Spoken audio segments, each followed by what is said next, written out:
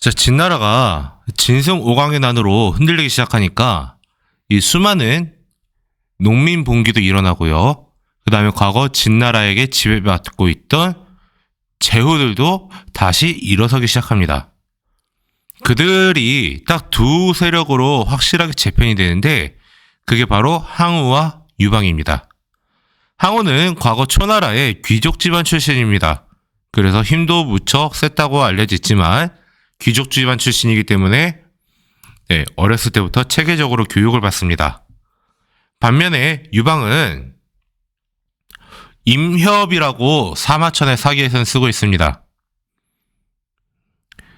임협이라는 단어로 포장을 했지만 이건 어디까지나 포장한 거고요. 실제로는 황제폐하를 동네 양아치 거렁뱅이 건달이에요, 조폭 출신이에요 라고 말할 수 없잖아요. 그렇기 때문에 임협이라고 이렇게 포장을 합니다.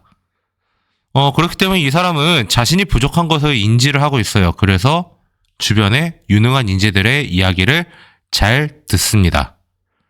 그리고 항우와 유방이 경쟁을 하는데 처음에는 항우가 더 강성합니다. 하지만 항우는 자신이 잘났다라는 것을 알았는지 자신이 스스로 판단을 많이 내렸고요. 유방은 주변의 인재들을 많이 활용을 했습니다. 그래서 이렇게 한 나라가 무너지고 새로운 나라가 등장하기 전까지 어지러운 세상에서는 유능한 인재들이 많이 등장하기 마련인데 이때 그 인재들이 다 유방의 편으로 많이 몰려갔던 겁니다. 이 둘은 치열한 경쟁을 벌인 다음에 결정적으로 해야의 전투에서 유방이 승리하고 항우는 도망가다가 자결함으로써 이 진한 교체의 싸움은 끝나고 한나라가 중국을 다시 통일하게 됩니다. 그리고 도읍을 장안에 삼게 되죠. 그래서 이 항우와 유방이 겨뤘던 이야기는 사마천이 쓴 사기의 본기에 보면 나와 있습니다. 그래서 사기, 항우본기, 고조본기, 회음의 열정 같은 것들을 검색을 하면은 한국어로 번역된 것을 그대로 읽어볼 수 있고요. 바로 이 항우와 유방의 대결에서 나온 전통 놀이가 바로 오늘날 우리가 하고 있는 장기라는 놀이입니다. 그래서 장기는 초나라와 한나라 사이에 대결을 하는 것을 이렇게 묘사를 하고 있는 거죠. 그렇다면 이렇게 진나라와 한나라가 교체가 됐는데요. 이제 이번 시간에 봐야 될 체크포인트는 첫 번째, 한나라는 진이 왜 망했을까에 대한 원인 분석을 해야겠죠. 그래서 진이 망한 거는 나라를 보호할 세력이 없었다라는 판단을 내려서 군국제라는 새로운 시스템을 도입을 합니다. 그래서 군국제 체제를 하나 봐야 되고요. 두 번째, 처음에 한나라는 국력이 약합니다. 하지만 전성기, 무제 때 가면은 최전성기를 달리면서 다양한 정책들을 실시합니다. 무제 때 있었던 일들을 잘 파악을 해둬야 됩니다. 특히 이 무제 때 있었던 동서교류와 관련된 것들은 더욱더 집중해서 봐야 될 겁니다. 그리고 세 번째 봐야 될 것은 바로 한나라의 문화입니다. 관리 선발 제도에 있어서 특징적인 점이 하나 보이고요. 오늘날 동아시아 여러 국가들의 역사서술에 영향을 주었던 역사서도 등장합니다. 그리고 제지술도 이때 등장하거든요. 한번 살펴보겠습니다. 그리고 하나를 더 본다면은 흉노라는 세력들이 이제 나타납니다. 이 흉노는 과연 어떤 사람들이었는가, 어떤 민족이었는가에 대한 것까지도 한번 봐두시기 바랍니다. 그러면 본격적으로 진한 교체기가 끝나고 한나라가 들어선 이야기부터 한번 보도록 하겠습니다. 한나라 고조. 고조라는 타이틀은 이 황제가 죽고 나서 정해주는 타이틀입니다. 그렇기 때문에 이거는 황제 죽은 뒤에 달아준 타이틀 시호라는 타이틀이고요. 실제 본명은 따로 있습니다. 바로 항우와 결었던 유방이 바로 한 고조인데요. 이 사람은 중국을 다시 통일한 다음에 도읍을 장안으로 삼습니다. 자, 장안은 진나라의 도읍이었던 셰냥의 바로 옆에 있는 곳입니다. 지금은 중국 시안이라는 동네에 다 포함이 되어 있죠. 자, 그러면 일단 한나라. 진나라는 과연 왜 중국 전체를 통일하고 망했을까? 원인 분석을 합니다. 그 원인 분석한 결과 진나라는 급진적인 군연제를 실시했다라는 거예요. 그래서 군연제와 봉건제를 절충한 군국제라는 시스템을 도입을 합니다. 군연제는 황제가 직접 지배하는 시스템. 봉건제는 왕이 간접 지배하는 시스템이었죠. 그래서 어떻게 하느냐? 수도 장안과 그 근처에 한 3분의 1에서 절반 가까이 되는 지역은 황제가 직접 군과 현의 관리를 보내면서 직접 지배합니다. 하지만 나머지 약 절반에서 혹은 3분의 1 정도 되는 이 지역들은 제후들을 임명을 해요.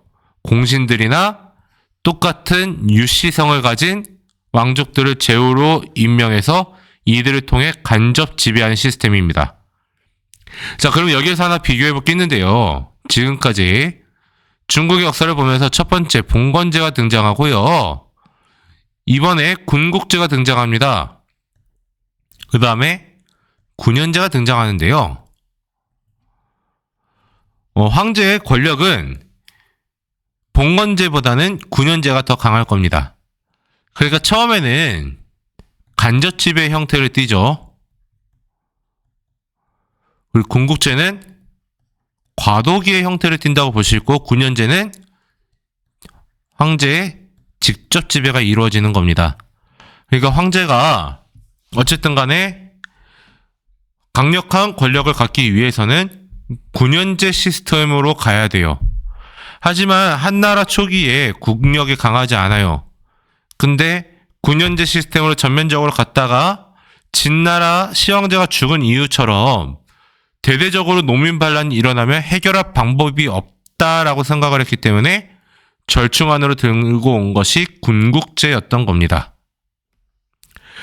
이렇게 해서 나라를 안정화시키면 좋겠는데 이 한 고조는 자신의 능력을 너무 과신합니다. 네, 한신이 이야기했던 것처럼 한신이 다다익선이라는 말을 하면서 고사성어가 남았는데요. 한 번은 고조가 중국 전체를 통일한 이후에 대장군이었던 한신을 불러서 바둑을 두면서 이야기를 나눴답니다. 그리고 장수에 대한 품평을 해요. 이 장수는 1000명 정도 거느리면 딱 됩니다. 이 장수는 10,000명 분량입니다. 이 장수는 한 5만 명 정도 거느릴 수 있는 능력을 갖고 있습니다. 이렇게 한신이 계속 평가를 하니까 황제가, 그러니까 고조가 한신에게 물었답니다. 그렇다면 짐은 황제는 몇 명을 거느릴 수 있는가라고 했더니 한신이 폐하께서는 10만을 거느리실 수 있습니다 라고 이야기합니다. 그러면 황제는 자기 자신에 대한 평가를 안 했던 한신에게 이렇게 물어봅니다. 그렇다면 그대는 얼마를 거느릴 수 있는가 라고 하니 한신은 저는 많으면 많을수록 좋습니다 라고 답변을 합니다. 근데 이 황제는 거기에 대해서 이놈 뭐지? 라는 생각을 하겠죠. 그리고 한신도 아차 싶었던 거예요. 그래서 바로 저는 병사들이 많으면 많을수록 좋지만 폐하께서는 저 같은 사람들을 10만 명을 거느리실 수 있는 분입니다. 그러니까 폐하가 더 대단하십니다 라고 하면서 포장을 했지만 이미 엎질러진 물이죠. 자, 근데 이 이야기를 한 이유는요, 한신의 평가에서 보듯이 고조는 수많은 대군을 이끌 만한 능력이 안 됩니다. 하지만 이 사람은 흉노를 몰아내겠다고 직접 수십만의 대군을 이끌고 갔다가 흉노한테 참패하고 오히려 흉노에 조공을 바치게 되는 상황이 벌어집니다. 그렇다면 이제 흉노가 과연 누군가에 대해서 한번 볼 필요 있는데요. 흉노는요, 원래 강력한 군사력을 갖고 있었던 동아시아의 유목민입니다. 여기에서 하나 볼 게 있는데요. 동아시아는 농경민족과 유목민족을 구분할 수 있습니다. 이 구분이 되는 것은 이들이 거주하는 지역인데요. 유목민족이 거주하는 지역은 대략 한 북위 42도 이상 되는 지역들. 그러니까 농사가 과거에는 되지 않았던 지역입니다. 지금은 기술이 발달했기 때문에 할 수는 있다고 합니다. 농사가 발달하지 않았기 때문에 봄에 거주하는 지역, 여름에 거주지, 가을 거주지, 겨울 거주지가 다 달라요. 이것을 돌아가면서 이동생활하면서 필요한 거를 얻어야 돼요. 농경민족은 농경을 통해서 이제 자신들의 본업을, 생업을 유지하던 지역들. 여기는 자급자족이 가능하죠. 근데 유목민족은 자급자족이 불가능해요. 그렇기 때문에 늘 유목민족과 농경민족 사이에는 불균형이 일어납니다. 유목민족은 농경민족에게 교육을 통해서 필요한 것을 구해야 되지만 농경민족이 제공하지 않을 경우에는 이들을 침략을 해왔던 거죠. 자, 근데 이들은요, 유목민족들은 계속 이동생활하기 때문에 단결력이 약합니다. 하지만 강력한 리더십을 가진 사람이 나타나면 이들은 엄청난 파워를 갖게 되고요. 그래서 흉노 같은 경우는 동아시아 최초로 거대한 유목제국을 건설합니다. 자, 이러한 이 유목제국을 건설했던 흉노의 최고 지도자는 바로 선우라는 지위를 갖고 있는데요. 중국에서는 최고 지배자가 황제입니다. 그리고 황제 아래에는 여러 왕들이 존재하죠. 그리고 이 왕 아래에 여러 제후가 존재합니다. 근데 흉노는요, 최고 지도자가 선우입니다. 그리고 선우 아래에 좌현왕과 의현왕이 존재하면서 이들을 통해서 또 분권 정치 형태가 일어나게 돼요. 근데 이들을 좌현왕과 의현왕을 컨트롤하면서 흉노를 이끌어갔던 사람이 선우입니다. 그 중에서도 제일 잘 나갔던 게 바로 이 묵특인데요. 묵특 선우는 이 초원지대를 다 통합한 다음에 한나라를 압박하기 시작해요. 그래서 한 고조는 이 묵특을 물리치기 위해서 군대를 이끌고 가서 백등산에서 싸우지만 탈탈탈탈 털리고 오히려 묵특의 여인한테 뇌물을 갖다 바침으로써 겨우 주랭랑을 칩니다. 그래서 이때 어쩔 수 없이 화친조약을 체결하는데요. 이 조약 내용도 한번 볼 필요가 있을 것 같아요. 한나라는 공주를 선우한테 시집을 보내게 됩니다. 그리고 매년 비단과 곡물 같은 것들을 조공으로 바쳐야 돼요. 흉노는 반대로 만리장성 경계로 그 아래 내려오지 않기로 약속을 했던 겁니다. 자, 여기에서 봐도 우세는 바로 흉노가 갖고 있죠. 한나라보다는 흉노가 더 강해요. 근데 세계의 중심이라고 생각하는 중국인들의 사상에서 이거는 받아들일 수가 없는 동아시아의 구조입니다. 어쨌든 이 묵특선우 때 이렇게 잘 나가던 흉노는요, 중개무역을 통해서 경제적 이익을 얻게 됩니다. 바로 이 지역이 중국과 서역이라 하면 중국 국경 밖이에요. 근데 여기에서 서역은 이슬람 권역과 이 유럽 권역을 이야기하는 건데요. 이들과 교역로가 바로 요 지역입니다. 근데 이 동서회랑 지역을 흉노가 차지하면서 경제적인 이득을 얻었죠. 하지만 중국 입장에서는 이거를 바라볼 수는 없단 말이에요. 한나라 입장에서는. 그렇기 때문에 한 무제 때 가서는 대대적으로 공격을 해서 이 흉노를 북쪽으로 몰아낸과 동시에 동서 교역로에서까지도 다 몰아내고 나중에 남흉노, 북흉노로 갈라지게 되고 이 중에 남흉노는 사실상 중국의 흡수가 됩니다. 그렇다면 이렇게 이끌었던 무제는 과연 어떤 사람인가 한번 볼 필요 있을 것 같습니다. 가장 한나라의 최전성기를 달렸던 시대인데요. 이제 무제는 한나라 초창기에 한 고조 때 취했던 여러 정책들을 황제 중심으로 확실히 갖고 오고 싶어 합니다. 그래서 먼저 군국제 하에서 제후로 임명됐던 자들에 대해서 압제를 하기 시작하죠. 그래서 제후들의 세력을 점점 약화를 시켜 나갑니다. 그렇게 해서 제후들을 점점 힘을 빼고 약화시켜 나가고, 그래서 그 결과 어느 정도 되니까 바로 9년제를 전면적으로 차츰 시행해 나갔던 거예요. 그래서 군국제처럼 절반은 9년제, 절반은 봉건제가 아니라 전체 다 9년제 시스템으로 갑니다. 그리고 진나라와 다르게 이 무제는 동중서라는 사람의 권위를 받아들여 유교를 통치 이념으로 받아들이게 돼요. 그래서 이 동중서가 이렇게 이야기하고 있네요. 하늘이 어떤 사람을 치켜 세워 제왕으로 만들 때에는 사람의 힘으로 하지 못하는 현상이 반드시 저절로 나타나는데, 이것이 바로 천명을 받았다는 징표입니다. 이거는 주나라에서 나왔던 천명사상을 이야기하고 있죠. 제왕은 하늘의 뜻을 받들어 정치를 해야 합니다. 따라서 덕과 교화의 힘을 빌려 다스릴 뿐 형벌의 힘을 빌려 다스리지는 않습니다. 형벌의 힘을 빌려 다스리는 것은 법가 사상이죠.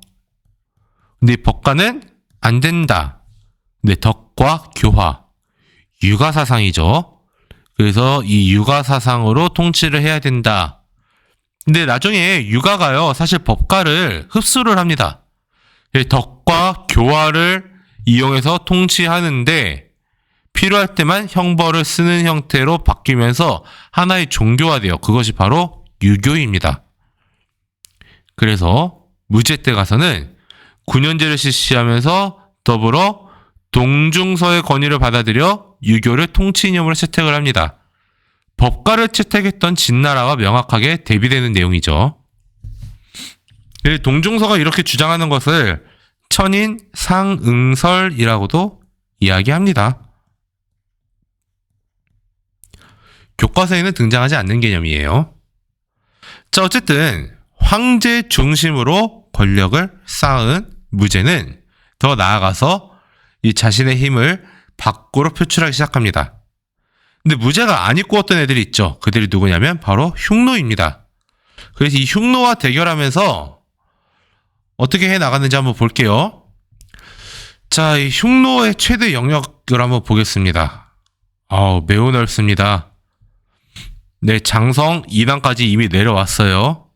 장성 2단이 이미 내려와 있죠. 자, 이 흉노, 우리 할아버지께서 굴욕적으로 화친조약을 맺었고, 비록 가짜를 보내긴 했지만 공주를 보내야 했고, 그러다 걸리면 진짜 보내야 했고, 어쨌든 한나라 입장으로서는 자존심이 상할 대로 상하죠. 그래서 이 흉노를 어떻게 칠까 했더니 너무 세력이 넓어요. 그래서 흉노한테 두드려 맞아가지고 다른 데로 갔던 이 대월지와의 동맹을 추구합니다. 그래서 이 월지와의 동맹을 추구하면서 중요한 인물을 하나 보내요. 그게 누구냐면 바로 장건이라는 사람인데요. 이 사람을 이 월지에 보내서 동맹을 맺으려고 시도를 합니다. 근데 장건은 한나라의 국경을 빠져나가자마자 바로 흉노한테 잡혀요. 그래서 흉노에 끌려가서 10년 동안 끌려가 있다가요, 거기에서 결혼도 하고 잘 사는 척 하다가 이제 자신에 대한 감시가 약해진 것 같다 싶으니까 바로 탈출합니다. 황제 폐하의 명령을 받들어 다시 월지로 가서 황제 폐하께서 이렇게 이야기하셨습니다. 동맹을 체결하고 싶어요 라고 이야기합니다. 하지만 월지는 이제 흉노와 멀리 떨어졌으니까 나는 괜찮아, 나는 안 할게, 대신에 정보를 하나 줄게. 대환이라는 데 가면은 한혈마라고 부르는 아주 뛰어난 말이 있어. 이 말이 있으면은 니네가 흉노랑 같이 싸웠을 때 어느 정도 비빌 수는 있을 거야 라는 정보를 줘요. 그래서 장건은 다시 돌아오다가 흉노에게 잡혔는데 또 탈출해서 수도 장안성을 출발한 지 13년 만에 돌아와가지고 황제한테 이 결과를 보고합니다. 황제는 엄청 고마워하죠. 그러면서 이 대환으로 그 말을 구하기 위해 사람들을 보내기 시작해요. 그러면서 중국의 특산품 비단이 넘어간 길 이렇게 해가지고 비단길 영어로는 실크로드가 바로 만들어지게 됐던 겁니다. 자, 그래서 이렇게 대환을 통해서 한열마라고 하는 명마를 수입하게 된 한나라, 바로 흉노와 전쟁을 치릅니다. 그래서 흉노를 싹 다 뒤로 몰아내고 다시 북쪽으로 몰아내고 새롭게 차지한 지역에 하서사군이라는 것을 개척을 하죠. 그래서 이 하서사군까지는 몰라도 어쨌든 흉노를 몰아내서 이 지역에 새롭게 정복한 땅을 만들었다라는 겁니다. 그래서 무제 즉위할 때 장성 인왕까지 내려와 있던 흉노는 이제 물리치고 더 넓게 나가서 중앙아시아 지역까지 진출을 했던 겁니다. 근데 이게 의미 있는 건 뭐냐면은 바로 한나라는 이러한 기반을 통해서 비단길을 개척을 했다라는 거예요. 이 비단길 루트인데요. 수도 장안에서 출발해가지고요. 무의, 장액, 주천, 두낭까지 해가지고 하서사군을 거칩니다. 그런 다음 사막의 남쪽으로 가거나 북쪽으로 가서 다시 사마르칸트 이 고원을 넘어갑니다. 파미르 고원을 넘어서 이란을 거쳐, 오늘날 이란을 거쳐 이 지중해 유럽 대륙까지 갈 수 있었던 거예요. 이렇게 해서 중국에서는 비단이 넘어가게 되고요. 반대로 유리라든지 이런 것들이 넘어오게 되면서 엄청난 교역이 이루어지는 그런 시대가 열리게 됩니다. 그래서 동서 교류가 매우 중요해졌던 거죠. 자, 이렇게 흉노를 몰아내고 나서 무제는 또 봤더니요. 또 흉노랑 같이 손잡고 공격할 만한 애들이 눈에 들어와요. 그게 바로 고조선입니다.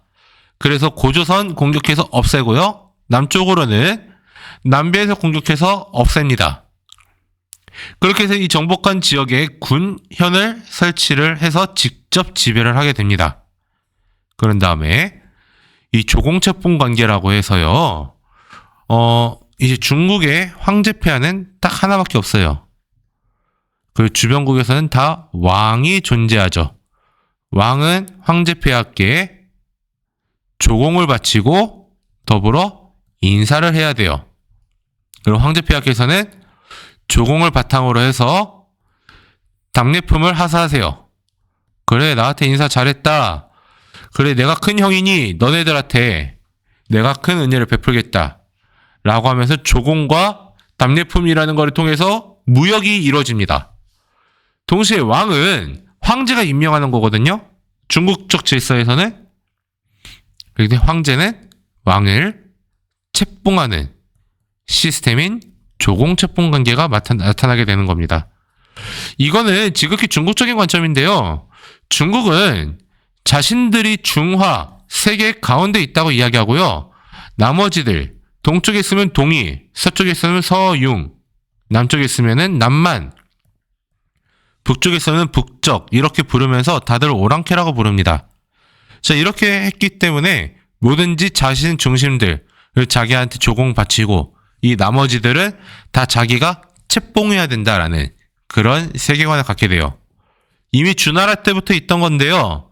이때 가서는 확실하게 체계화가 되었다라는 겁니다. 자, 이렇게 흉노와의 전쟁과 비단길 개척 중요한데요. 문제는 전쟁은 사실 돈이 있어야 된단 말이죠. 그랬다 보니까 국가 재정이 텅텅 비었어요. 재정 부족 현상이 일어나요. 이유는 잦은 대원정 때문에, 특히 흉노와 전쟁 때문에. 그렇기 때문에 통제경제정책을 통해서 국가 재정을 늘리려고 합니다. 특히 사람들의 생필품이었던 소금. 지금은 너무나 쉽게 사지만 당시에는 쉽게 구하기가 어려워요. 그렇기 때문에 소금과 철을 국가에서 독점해가지고 판매하는 제도를 실시합니다. 이게 소금, 철, 전매제, 염철 전매제입니다. 근데 나중에는 술까지 포함을 시켜서 국가에서 독점해가지고 생산하고 판매하는 체제를 만들어요. 국가에서 독점해가지고 생산 앤드 판매를 했다. 자, 근데 그것뿐만 아니라 이제 물가 조정하기 위한 여러 가지 제도들도 실시하는데요. 바로 균수법과 평준법이라는 제도입니다. 균수법은요, 뭐 특정 생산물 조세로 거둔 다음에 부족한 지방에 가서 판매를 해가지고 이 물가 균형을 맞추는 거고요.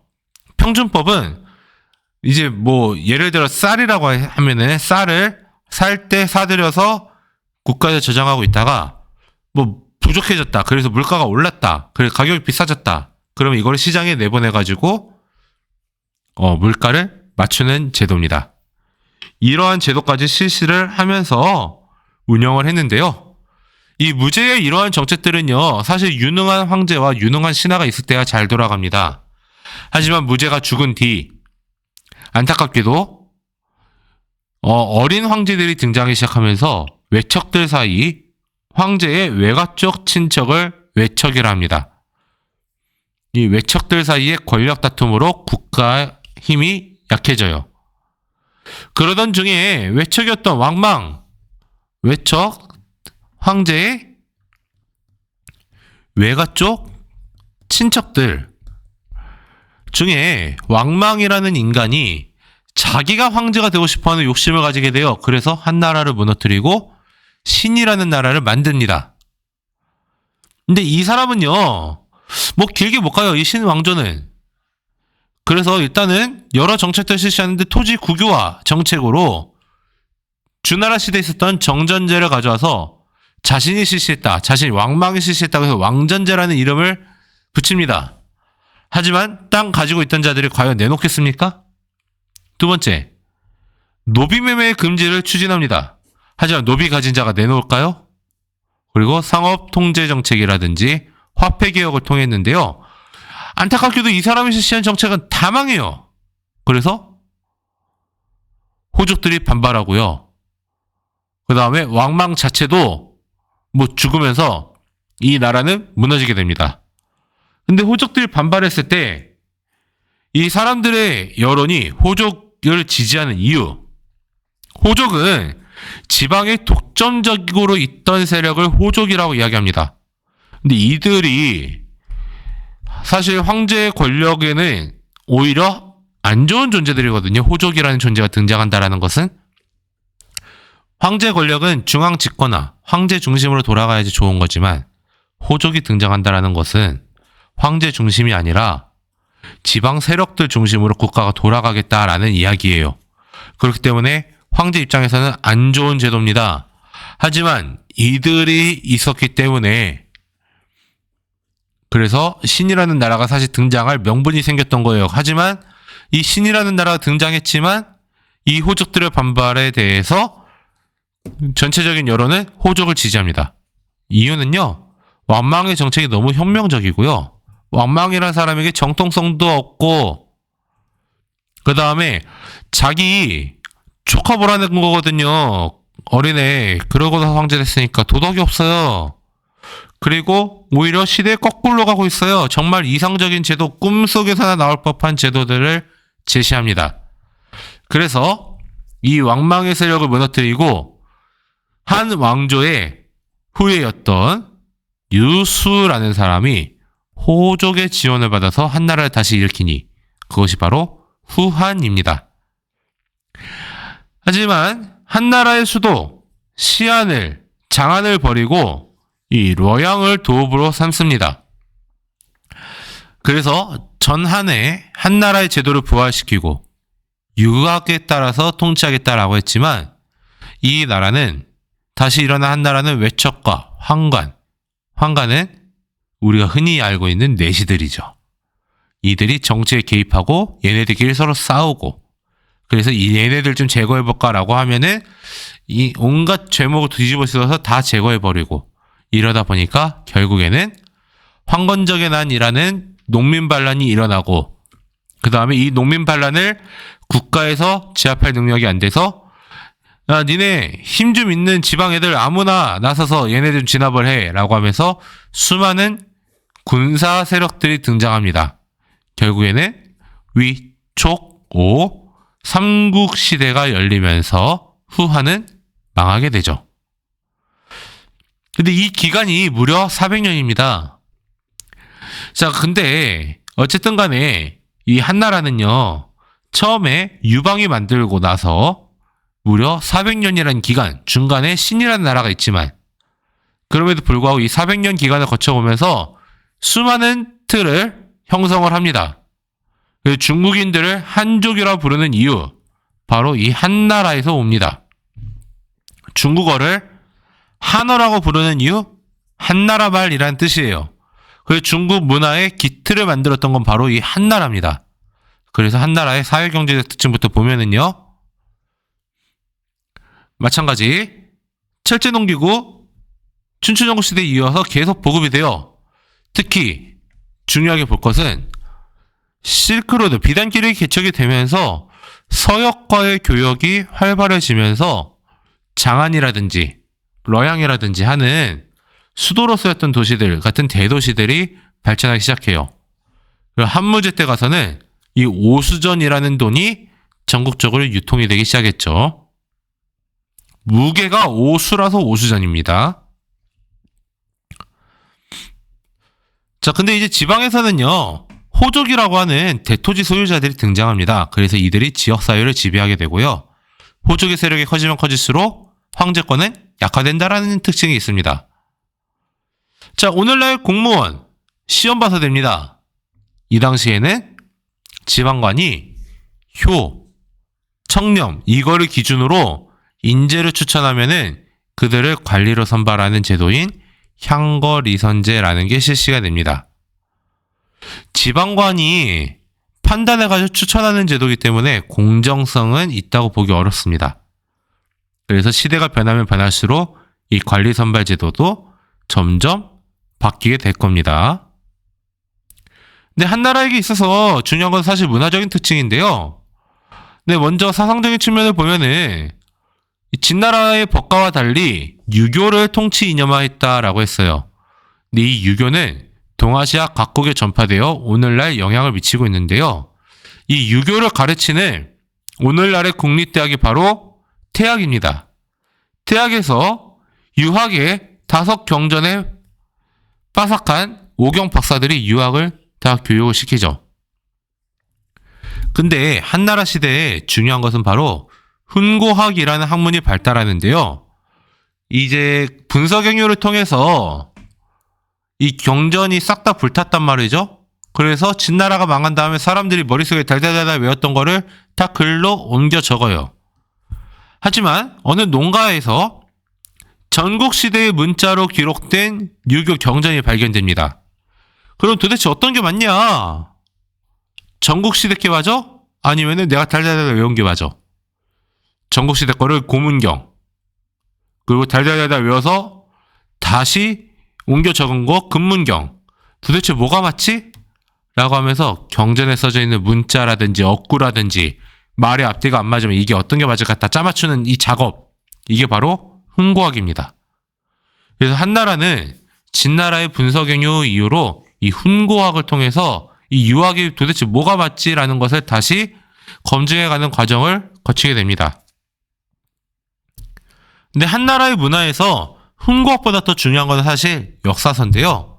특히 이 사마천이 쓴 사기가 굉장히 중요합니다. 사기는 사마천이 쓴 기전체 역사서인데요. 기전체라고 하면 본기, 세가, 열전, 표, 서로 이렇게 파트별로 나눠서 그 파트별로 스토리들을 적은 겁니다. 본기는 황제 이야기를 쓴 거고요. 세가는 황제 아래에 있던 제후들의 이야기, 열전은 좀 유명한 사람들의 이야기, 표는 연표고요.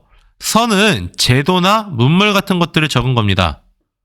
근데 나중에 이 서는 지로 바뀌게 돼요. 그 지로 바뀌고 나서부터는 본기나 열전에 들어가지 않는 사회적인 상황이라든지 이런 것들을 적게 되는데요. 이 사마천의 사기가 중요한 것은 이후에 중국에서는 국가에서 편찬하는 역사서들을 정사라고 이야기해요. 쉽게 말하면. 그래서 이 25개의 이 역사서가 있는데요. 이들을 쓰는 데 있어서 모범이 되고요. 더 나아가서 우리나라의 삼국사기와 같은 역사서 서술에, 그리고 베트남의 대월사기와 같은 역사서 서술에 큰 영향을 주었다라는 측면에서 의미 있게 봐야 됩니다. 그래서 사마천의 사기가 한 무제 때 썼다라면은 후한대에 가서는 반고라는 사람이 한서라는 역사서를 남깁니다. 그래서 사마천의 사기와 반고의 한서는 중요하게 봐야 될 한나라 시대 역사서예요. 근데 이 당시에는 또 후한대에 가서 채륜이라는 사람은 기존에 했던 여러 기술들을 이용해서 재질수를 개량을 해서 종이를 보급하게 돼요. 근데 이때 만들어진 이 종이가 나중에 종이 제작하는 이 재질술이 나중에 당나라 시대에 이슬람 세계로 전파가 되고 이게 유럽으로 전파되면서 오늘날 우리가 종이를 아무렇지도 않게 쓸 수 있는 환경이 만들어집니다. 그리고 장영이라는 사람은 지동의라고 하는 세계 최초의 지진계도 발명을 해냈기도 했죠. 그리고 한나라 시대에는요, 이 도교가, 특히 후한시대에 도교는 이제 신선사상의 그 영향을 받아서 이 도교와 신선사상 이런 것들이 결합을 해서 태평도 오두미도와 같은 새로운 종교도 등장하고요. 그다음에 비단길을 통해서 불교가 전해집니다. 그래서 이 불교는 인도에서 탄생했지만 중국 대표 종교로도 발전한 게 바로 불교였던 거예요. 한나라, 약 400년간 존재했던 나라입니다. 그리고 실제로 제일 잘 나갔던 시기는 처음 200년입니다. 그리고 그 중에서도 무제 때 제일 잘 나가요. 하지만 이러한 여러 가지 중국을 상징하는 상징물들을 만들어냈던 시기가 바로 한나라라는 측면에서 굉장히 중요한 국가다. 특히 우리 체크포인트에서도 봤지만 무제 시대 이야기는 꼭 봐둬야 된다라는 거 봐두시면서 마무리하도록 하겠습니다.